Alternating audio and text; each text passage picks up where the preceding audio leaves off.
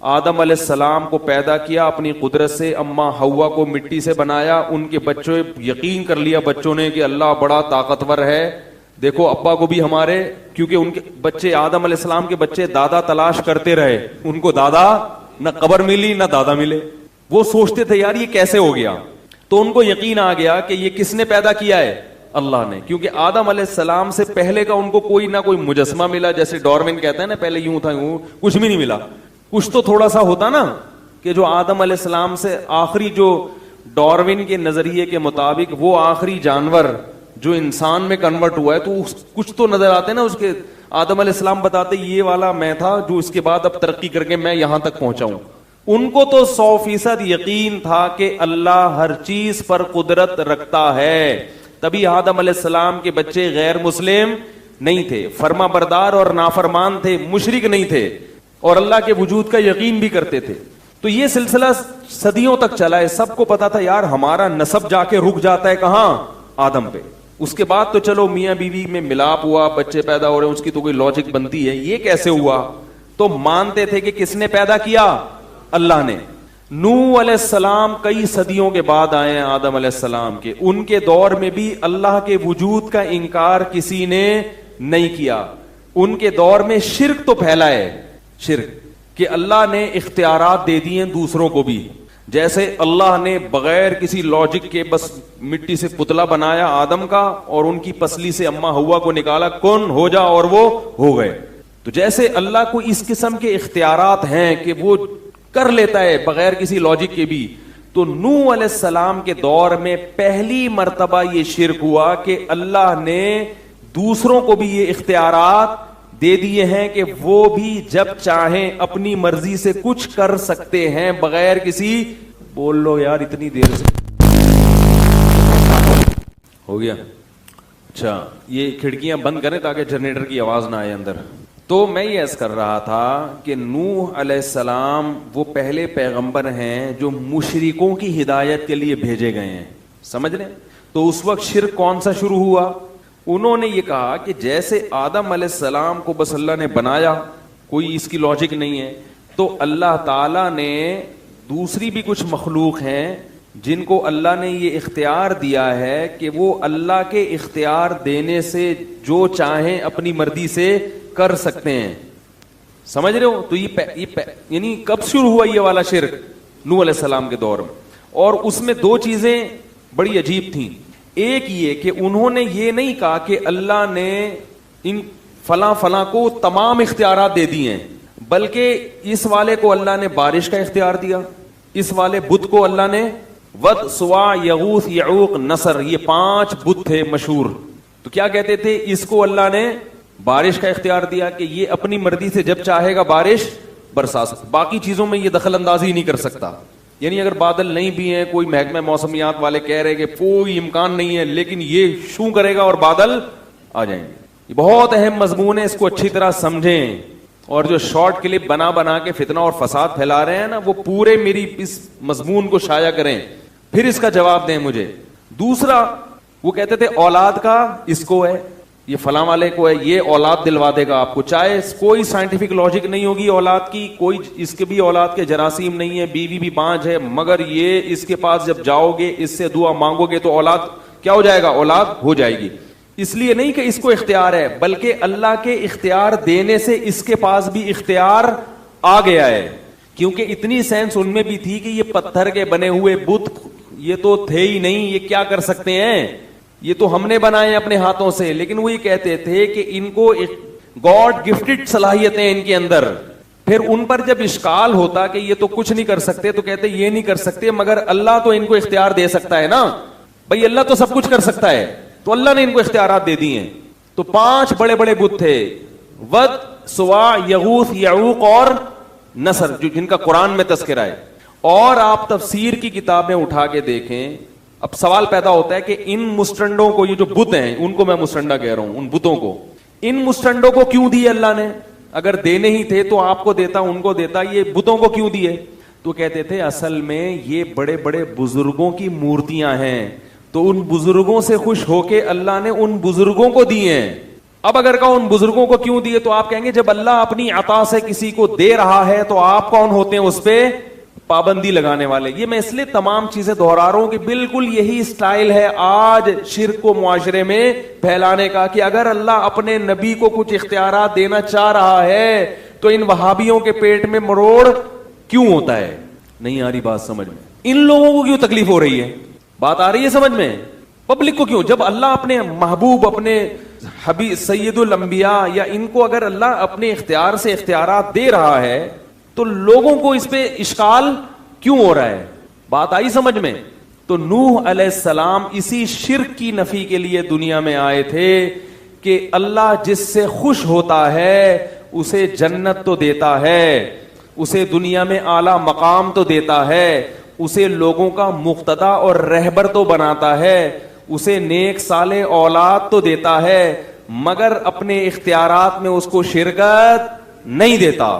یہی تو شرک ہے جس کی نفی الحمد سے لے کے والناس تک قرآن میں ہے کہ اللہ کسی کو ایسا پروٹوکول نہیں دیتا, اور اسی کو اللہ نے اپنے ساتھ الوہیت میں شرک قرار دیا, معبودیت میں, کہ مجھے میرے جیسا معبود کیوں تراش لیا تم نے, حالانکہ وہ مانتے تھے کہ یہ اللہ جیسے نہیں ہے.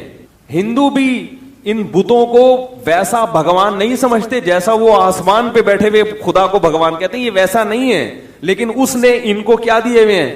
اختیار دیے ہوئے ہیں. بات آ رہی ہے سمجھ میں؟ تو اللہ نے کسی کو بھی اسباب سے ہٹ کے کسی بھی قسم کا کوئی بھی اختیار, بولو بھائی, نہیں دیا. اسی شرک کی نفی کے لیے قرآن آیا ہے اور انبیاء آئے ہیں. تو نوح علیہ السلام کی قوم نے بزرگوں کے مرنے کے بعد ان کی مورتیاں بنا لی. بولا کہ چونکہ اللہ ان بزرگوں سے خوش تھا تو ان کی مورتیوں کے سامنے جھکو گے, ان سے مرادیں مانگو گے تو یہ اللہ کی عطا سے ہمیں دیں گے, خود نہیں دیں گے, اللہ کی عطا سے. اللہ نے ان کو اختیار دیا تو یہ ہمیں کیا دیں گے؟ اس اختیار سے ہمیں دیں گے. اب اس پر ایک اشکال ہوتا ہے کہ ہم تو دیکھتے ہیں کہ بزرگوں اور پیغمبروں کے ہاتھ پہ بہت سی ایسی چیزیں صادر ہوئی ہیں جس کی کوئی سائنٹیفک لاجک نہیں ہے. کلمہ پڑھا رہا ہوں آپ لوگوں کو, میں لا الہ الا اللہ کا مطلب بیان کر رہا ہوں. ہمارے ہاں عقیدے پہ اکثر بیان ہوتا ہی نہیں ہے. تو بہت سے لوگ کہتے ہیں کہ بھئی دیکھو اللہ نے اختیارات تو دیے ہیں نا, موسیٰ علیہ السلام لاٹھی کو سانپ بنا دیتے تھے, اس کی کوئی لاجک ہے؟ ہمارے نبی صلی اللہ علیہ وسلم کے پاس مشرکین آئے, چاند کے 2 ٹکڑے کرو, آپ نے ایسے کیے اور 2 ٹکڑے کر دیے, کوئی لاجک ہے اس کی؟ اور پھر وہ چاند آپس میں جڑ بھی گئے. صحابہ پیاسے تھے, پانی میں آپ صلی اللہ علیہ وسلم نے ہاتھ ڈالا اور پانی ابلنا شروع ہو گیا. عیسیٰ علیہ السلام کہتے تھے مردے کو قوم باذن اللہ, اللہ کے حکم سے کھلو جا. پنجابی میں کیا کہتے ہیں؟ کھلو جا, کھلو جا. تو آپ کہیں گے کہ حضرت عیسیٰ نے پنجابی میں تھوڑی کہا تھا, تو اردو میں بھی تو نہیں کہا تھا نا, وہ جو بھی کروں گا میں تو ترجمہ ہی کروں گا نا. اور عربی میں بھی نہیں کہا تھا, جو قرآن نے کہا نا قم باذن اللہ, تو عربی میں تھوڑی, ان کی تو عبرانی زبان تھی یا سریانی زبان تھی, اس میں کہا نا انہوں نے. تو کیا کہا؟ کھلو جا. یہ کھلو جا میں اس لیے کہہ رہا ہوں کہ پنجاب والے جب کسی کو آرڈر کرتے ہیں تو اسٹائل تھوڑا سا الگ سا ہوتا ہے, اس میں بندہ نہیں بھی کھڑا ہو رہا ہو تو کھڑا ہو ہی جائے گا. تو اس لیے مردہ اگر نہیں بھی چاہتا تھا نا کھڑا ہونا, وہ عیسیٰ علیہ السلام کا حکم سن کے کیا ہو جاتا تھا؟ کھڑا ہو جاتا. کیونکہ آپ بولو نا اٹھیے, اردو میں آپ کیا بولیں گے؟ اٹھیے, وہ نہیں اٹھے گا. اردو میں بڑی شائستگی ہے, آئیے جائیے, تبھی اردو میں کوئی کام ہوتا ہی نہیں ہے. ایک صاحب تھے, وہ ٹرک اڈا نہیں ہے, ٹرک اڈا, ٹرک اسٹینڈ جو ماڑی پور میں, وہاں انہوں نے آفس کھولا. اردو اسپیکنگ تھے, وہ آفس کھولا انہوں نے. تو میں ان کے پاس گیا تو وہ عجیب اسٹائل سے لوگوں سے بات کر رہے ہیں, ملازمین سے. تو میں نے کہا یار یہ کون سا اسٹائل ہے؟ کہہ رہے ہیں یار ان سے تمیز سے بات کرو تو کام, ان سے بولو نا یہ ڈبے اٹھا کے ٹرک پہ رکھ دیجئے, ٹرک لوڈ کرنا ہے, مال پنجاب جا رہا ہے, رکھیے. کوئی بھی ہلتا ہے, ان کو ٹھڈے مار مار کے. تو اللہ نے ہمارے ملک میں ہمیں مختلف قسم کی زبانیں دی ہیں, جب جس زبان سے کام اٹھانا ہو آپ وہ کام اٹھاؤ. تو جو شرافت سے نہ آ رہا ہو, شر اور آفت کا بولو کھڑے ہو جائیے, نہیں ہو رہا کھلو جا, ایک دم کھڑا ہوگا وہ. تو میں یہ عرض کر رہا تھا, ہر زبان میں ایک مٹھاس ہے. پنجاب کی زبان میں ایک الگ سی مٹھاس بھی ہے جو اردو میں نہیں ہے. بعض جملے پنجابی زبان کے اتنے مزے کے لگتے ہیں کہ وہ اردو میں مزہ ہی نہیں. میں کیونکہ پوری طور پر قدرت نہیں ہے اس لیے میں بیان نہیں کر سکتا, لیکن ان کی زبان میں نا بعض جملے ایسے ہیں جو اردو میں مزہ نہیں آتا. تو اردو کی الگ تہذیب ہے. خیر بات کہاں سے کہاں چلی گئی. تو عیسیٰ علیہ السلام مردے کو کیا کہتے تھے؟ قم باذن اللہ, اللہ کے حکم سے کھڑا ہو جا. تو کہتے ہیں دیکھو اللہ کی عطا سے حضرت عیسیٰ بھی مردوں کو زندہ کر رہے ہیں, ہمارے نبی بھی اللہ کی عطا سے چاند کے 2 ٹکڑے کر رہے ہیں. تو جو نبی اللہ کی عطا سے چاند کے 2 ٹکڑے کر سکتا ہے, جو نبی اللہ کی عطا سے مردوں کو زندہ کر سکتا ہے, اس نبی کو اگر ہم یہاں سے بیٹھ کے پکاریں کہ ہماری حاجت سن لیں تو وہ اللہ کی عطا سے سن بھی سکتا ہے, اور وہ نبی اللہ کی عطا سے ہماری وہ حاجت پوری کر بھی سکتے ہیں. یہ بات سمجھ میں. تو ہم اگر پکار رہے ہیں تو ہم اللہ کی عطا سے یہ تصور کر کے, تو اس لیے قرآن نے جو کہا ہے کہ غیر اللہ کو مت پکارو, تو اس سے وہ پکار مراد ہے جو اللہ کی عطا کے بغیر والی پکارو. یہ اشکال کر رہا ہوں کہ اس کو میرا نظریہ نہ سمجھ لیں, یہ اشکال کرتے ہیں لوگ. اس اشکال کا جواب یہ ہے کہ دیکھو, ایک ہوتا ہے کسی کو اختیار دے دینا, ایک ہوتا ہے کسی کے ہاتھ سے کوئی کام کرا دینا. دونوں میں فرق ہے. دونوں میں کیا ہے؟ آپ لوگ حاضر ہیں نا اچھی طریقے سے. ایک ہوتا ہے کسی کے ہاتھ پہ کوئی کام صادر کر دینا, اور ایک ہوتا ہے کسی کو اس کا اختیار دے دینا. اختیار دینے کا مطلب کیا ہے؟ پانی کی جو سپلائی ہے یہ کس کے اختیار میں ہے؟ واٹر بورڈ والوں کے نا. وہ جب کھولیں گے نل تو پانی آئے گا, وہ بند کر دیں تو آپ قحط سے ہلاک. ملک کا جو وزیر اعظم ہے یا جو صدر ہے وہ واٹر بورڈ والوں سے محض کام نہیں لیتا, بلکہ باقاعدہ اس نے واٹر سپلائی کا ان کو اختیار دے دیا ہے کہ اب میرے در پہ آنے کی ضرورت نہیں ہے. واٹر بورڈ کا ادارہ بنایا ہی اس لیے ہے کہ جس کو پانی کی ضرورت ہو وہاں جا کے دھرنا مارے, اسلام آباد میں آنے کی ضرورت نہیں ہے. وہ اگر کام نہ کریں پھر اس کی کمپلین کے لیے میرے پاس آؤ, لیکن پہلا اسٹیپ کون سا ہے؟ اس کا ہے. اس کو میں نے کیا کیا ہے؟ اختیار دیا ہے. یہ مطلب ہوتا ہے اختیار دینے کا. اور کام کرانے کا مطلب کیا ہوتا ہے؟ واٹر بورڈ والوں کے پاس آپ گئے, بولا بھائی پانی بند ہے اتنے عرصے سے, وال آپ کھول دیں. تو اس نے ایک ملازم کو بولا یار اس کو وال کھول ذرا. وال کھولنے کے اختیارات نہیں دیے کہ جب چاہو کھولو جب چاہو بند کر دو. ہاں, ابھی وال کھولنے کا کام کس سے لیا جا رہا ہے؟ ملازم سے. تبھی آپ ملازم کے پاس نہیں آؤ گے, آپ ڈائریکٹ کس کے پاس جاؤ گے؟ واٹر بورڈ والوں کے پاس. اس کی اور آسان مثال دیتا ہوں کہ اختیار دینا کیا ہوتا ہے اور کام لینا کیا ہوتا ہے. دیکھو, آپ لوگ جاتے ہیں نا اکثر کوئی ڈاکومنٹ تیار کرنے ہوتے ہیں, اسٹیمپ پیپر, تو منشی صاحب کے پاس جاتے ہیں. وہ ڈی سی آفس کے باہر لوگ بیٹھے ہوئے ہوتے ہیں, پیپر. آپ کیا کرتے ہیں؟ اب تو ٹائپنگ شروع ہو گئی, پہلے قلم سے لکھتے تھے. آپ کہتے ہیں بھائی میرا فلاں کے ساتھ لین دین ہے, اس کو کے ڈاکومنٹس تیار کرنے, آپ اس کو کیا کریں؟ لکھیں. تو آپ نے اس کو اختیار دیا کہ یہ چیز آپ لکھیں. وہ لکھتا خود نہیں ہے, قلم سے مدد لیتا ہے, وہ قلم کے ذریعے لکھتا ہے. تو اختیار کس کے پاس ہے لکھنے کا؟ رائٹر کے پاس, کاتب کے پاس. کام کس سے لے رہا ہے وہ؟ قلم سے. قلم کو اختیار نہیں دیا. اگر قلم کو اختیار دیا ہوتا تو آپ قلم کے پاس جا کے کہتے کہ لکھو, اور قلم خود اٹھ کے گھومنا شروع کر دیتا. قلم کاتب کے ہاتھ میں ایسا ہوتا ہے کہ اس کی اپنی کوئی حیثیت نہیں ہوتی. کاتب جدھر کو گھمائے گا قلم وہاں گھومے گا. اور اختیار کس کے پاس ہے؟ طاقت کس کے پاس ہے؟ کاتب کے پاس. تو یاد رکھو, پیغمبروں کے جتنے معجزے ہیں اس میں کسی بھی کام کا پیغمبر کو اختیار نہیں دیا جاتا. پیغمبر کی انگلی سے, پیغمبر کے ہاتھ سے کام لیا جاتا ہے. کام کرنے والا کون ہوتا ہے؟ اللہ. اور 100% اختیار کس کے پاس ہوتا ہے؟ اللہ کے پاس ہوتا ہے. جب مشرکین ہمارے نبی کے پاس آئے کہ چاند کے 2 ٹکڑے کریں, تو اللہ نے ہمارے نبی کو وحی کی کہ آپ اشارہ کریں, ٹکڑے میں کر دوں گا. یہی وجہ ہے کہ جب بھی مشرکین آ کے مطالبہ کرتے تھے معجزے کا, تو نبی ہر دفعہ ان کا مطالبہ پورا نہیں کرتے تھے, بلکہ کہتے تھے کہ میں یہ کام نہیں کر سکتا. جب اللہ نے کر دیا تو کر دیا, جب نہیں کیا تو آپ نے کیا فرمایا؟ نہیں. آپ سورہ بنی اسرائیل اٹھا کے دیکھیں, لن نؤمن لکا, ہم تجھ پر ایمان اس وقت تک نہیں لائیں گے. مشرکین کہتے اے نبی اس وقت تک ایمان نہیں لائیں گے حتی تفجر لنا من الارض ينبوعا, آپ اشارہ کریں اور زمین سے چشمہ جاری ہو جائے. او تکون لک جنت من نخیل وعنب, اشارہ کریں ایک باغ کھجور کا اور ایک انگور کا پیدا کریں. یہ مطالبہ کون کر رہا ہے؟ بولو بھائی, مشرکین. اور کس سے؟ نبی سے. اور اس کا تذکرہ کہاں ہے؟ قرآن میں. یہ سارے مطالبے ہو رہے ہیں نا کہ یہ کریں آپ. اور یکون لک بیت من زخرف, ایک گھر ہونا چاہیے سونے کا, اشارہ کریں ادھر سونے کا گھر بن جائے. او ترقا فی السماء, ابھی ہمارے سامنے آسمان پہ جائیں. ہم کہتے ہیں نبی آسمان پہ گئے ہیں, یہ معجزہ تھا, لے جانے والا کون ہے؟ اللہ. اسباب کی دنیا میں اپنے اختیار سے انسان اتنی اوپر نہیں جا سکتا. मुमकिन मर जाएगा ना इंसान है, ऑक्सीजन भी नहीं है, और इतनी ये अल्लाह की कुदरत थी कि अपने हबीब को 7वें आसमान पे ले गया। तभी इसमें कोई एतराज भी नहीं है, इश्काल भी नहीं, भाई अल्लाह सब कुछ कर सकता है। तो औ तरका फिस समा, आसमान पे जाएं, लन नुमिन लिरुकीहिका हत्ता तुनज़्ज़िल अलैना किताबन नक़रऊ, और हम जाने पर यकीन नहीं करेंगे जब तक हमारे सामने आसमान से कुरान लेकर ना आए। हम उसको पढ़ेंगे, फिर पता चलेगा कि ये वाकई, हमें तो ना जिब्रील नजर आते हैं आसमान से जो लेकर आ रहे हैं, ये तो सब चीजें आप देख रहे हैं। इन तमाम चीजों का नबी ने जवाब क्या दिया कुरान में? नबी ये भी कह सकते थे कि भाई अल्लाह ने मुझे इख्तियारात दिए हुए हैं, लेकिन मैं तुम्हारे बेजा मुतालबों पे अपने इख्तियारात को इस्तेमाल नहीं करूंगा। मैं जब चाहूंगा तो मोजज़ा दिखाऊंगा, जब चाहूंगा मोजज़ा नहीं दिखाऊंगा। इख्तियारात तो हैं अल्लाह की अता से, मैं सब कुछ कर सकता हूं, लेकिन मैं कर नहीं रहा। ये नहीं फरमाया। फरमाया सुबहान रब्बी, कुल ए नबी इनसे कह दीजिए सुबहान रब्बी, मेरा रब हर ऐब से पाक है। अजज वाला जो ऐब है ना, कुछ ना कर सकने का ऐब, इस ऐब से कौन पाक है? मेरा रब पाक है।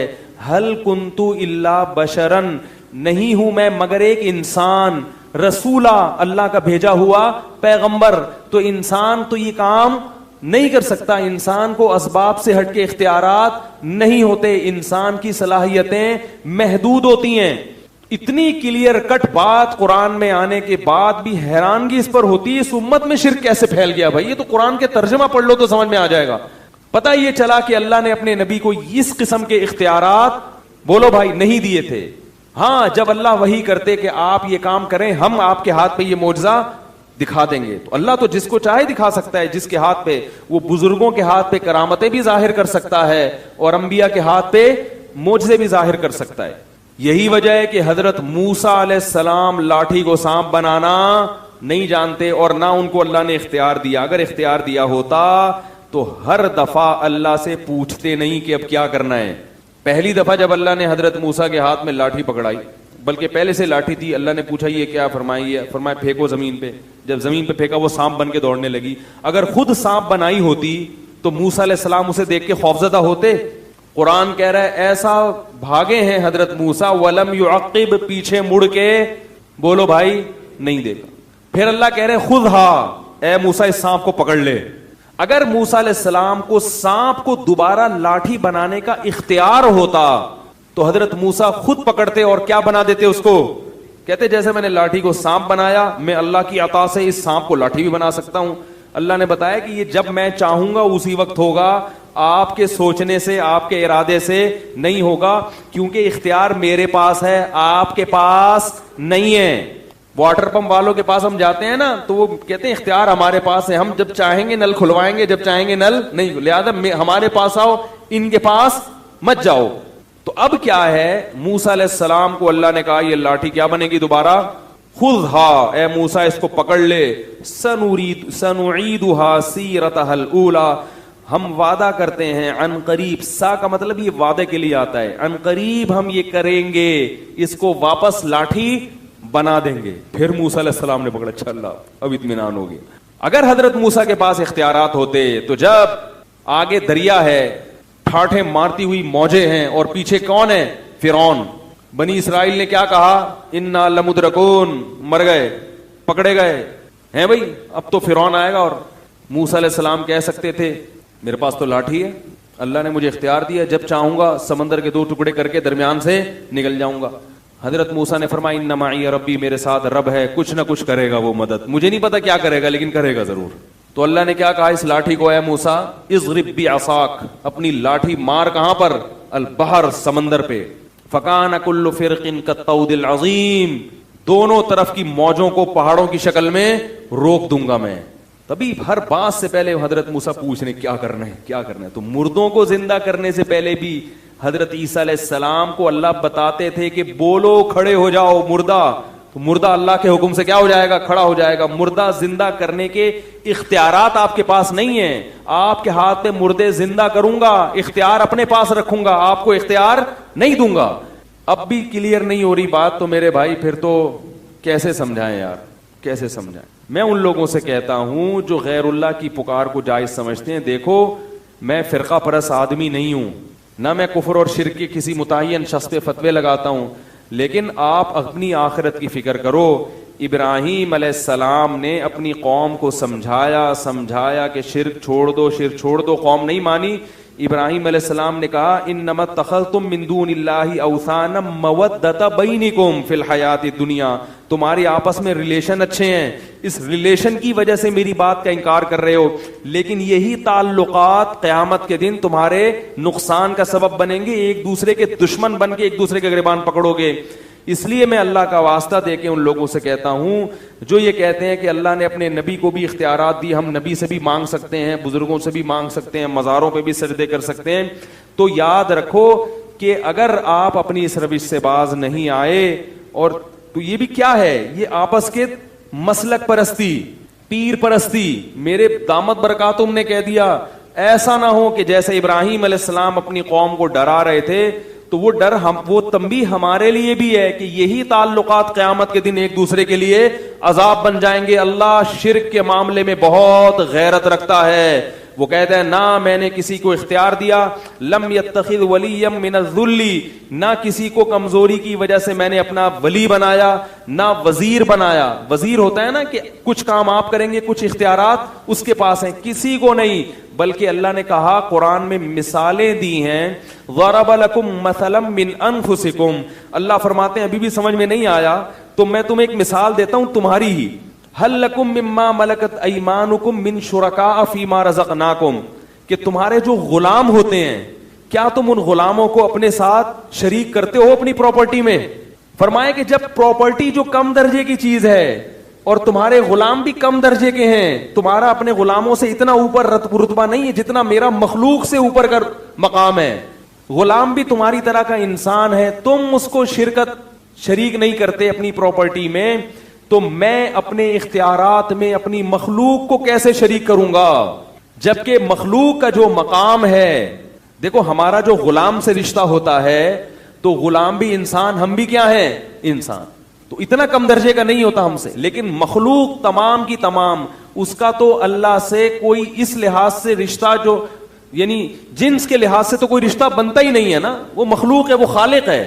اولاد اور باپ کا رشتہ نہیں ہے, بھائی بہن کا رشتہ نہیں ہے. فرمایا انتم الفقراء الی اللہ, سب کے سب فقیر و محتاج ہو میرے, کسی کو میں نے کسی بھی اختیار میں شرکت نہیں دی ہے, سب اپنے پاس رکھا ہے. تو اس لیے بھائی یہ بہت خطرناک شرک ہے جو آپ کی قبر کو آگ سے بھر دے گا, آپ کی بخشش کی دعا کو حرام کر دے گا آپ کے والد اولاد کے لیے. اولاد کو اجازت نہیں ہوگی کہ آپ کے لیے بخشش کی دعا مانگیں. اب بات سمجھ میں آئی کہ معجزہ الگ چیز ہے, اختیار دینا الگ چیز ہے. بالکل اس کی مثال ایسے ہے, بارش اللہ برساتا ہے, برسانے کا کام کس سے لیتا ہے؟ فرشتوں سے. کہتے ہیں بارش برسانے کا فرشتہ یہ فلاں, تو کام اللہ کسی سے بھی لے سکتا ہے, فرشتوں سے بھی, پیغمبروں سے بھی, اولیاء اللہ سے بھی, مگر اختیار کس کے پاس ہے؟ تبھی ہم بارش کی دعا بارش کے لیے فرشتوں کو نہیں پکارتے, اسی طرح میرے بھائی بارش کے لیے پیغمبروں کو بھی نہیں پکارتے. فرشتے نے حضرت مریم کو اولاد عطا کی, قرآن میں آتا ہے, سمجھو اس کو اچھی طرح. جبریل آئے حضرت مریم کے پاس, مریم نے پوچھا کون ہو؟ فرمایا فرشتہ ہوں, انسان نہیں ہوں. کیوں آئے ہو؟ لِأَهَبَ لَكِ غُلَامًا زَكِيًّا, بیٹا دینے کے لیے آیا ہوں. تو کیا اللہ نے جبریل کو اختیار دے دیا کہ اولاد دیں؟ نہیں اختیار دیا. اللہ بیٹا دے رہے ہیں, پھونک کس کی استعمال ہو رہی ہے؟ بولو بھائی, جبریل کی. یہی وجہ ہے کہ جب بھی اولاد مانگی جاتی ہے کبھی بھی کسی فرشتے سے یا جبریل سے, بولو نا, نہیں مانگی جاتی. تو اگر آپ یہ دلائل دیتے ہو کہ اللہ کے نبی نے چاند کے 2 ٹکڑے کیے اور یہ کیا, یہ معجزہ دکھایا, تو ہم اللہ کے نبی سے مانگتے ہیں, تو پھر اولاد کس سے مانگنی چاہیے؟ جبریل سے. وہ تو قرآن میں آتا ہے کہ انہوں نے حضرت مریم کو بغیر باپ کے اولاد دی.